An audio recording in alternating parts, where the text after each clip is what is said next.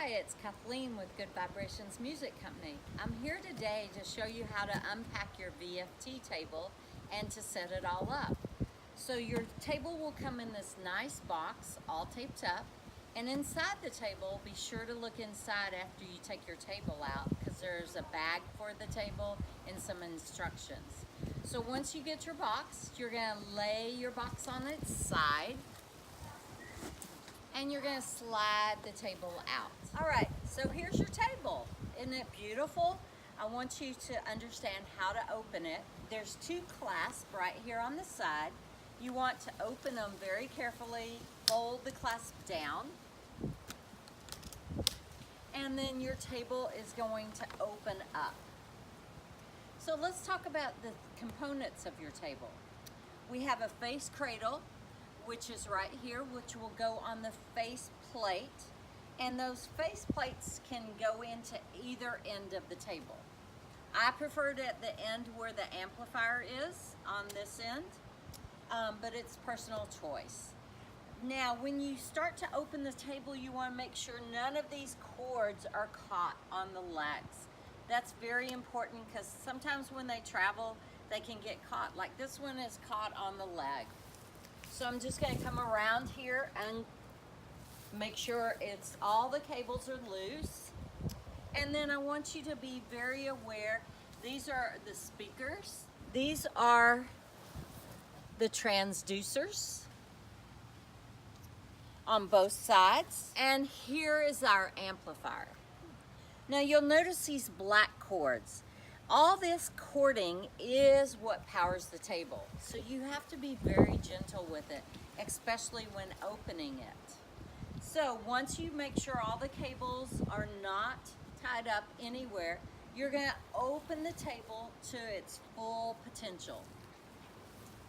Then you're going to have to get someone to help you stand the table up.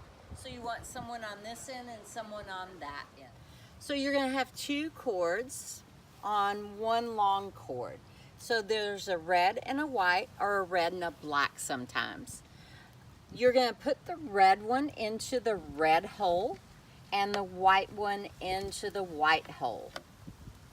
Then you're going to let this cord extend away from the table. The next plug that you're going to plug in is the power cord. So the end that has a little hole in the end of the cord is going to go right here where it says input. Then you're going to set that cord aside because that's where you're going to plug it into.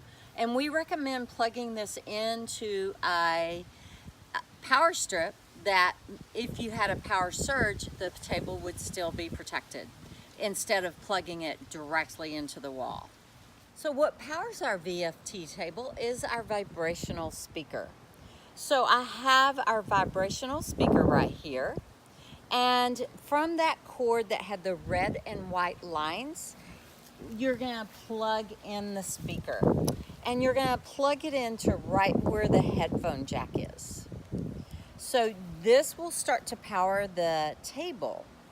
And what I always do when I'm running the table with the speaker is I always keep it charged up. So this is your USB port that comes with the speaker. You're going to put it right here in the USB port. And then you're going to have the plug to plug into your power strip. So if you're running the table throughout the day, say you're running it 6 or 8 hours, keep this plugged in. And then at night, unplug it and so that the speaker does not overcharge. At any time, if the speaker starts acting funny, it might be because it needs charging. Or you can overcharge it and it still will act funny. So I recommend 12 hours on, 12 hours off throughout the day. The next thing that you're going to have on the table is the headphones. And these headphones are adjustable. So they adjust for the size of the head, but they also have adjustable for right and left ears for volume.